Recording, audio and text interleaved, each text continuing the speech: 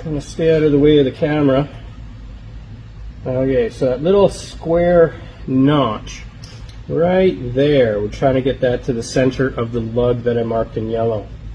So looks pretty close to where we need to be. And then we need to tighten that to 18 foot-pounds. So I'm just going to snug this so it doesn't move on us. There we go. And I'm going to go get the torque wrench.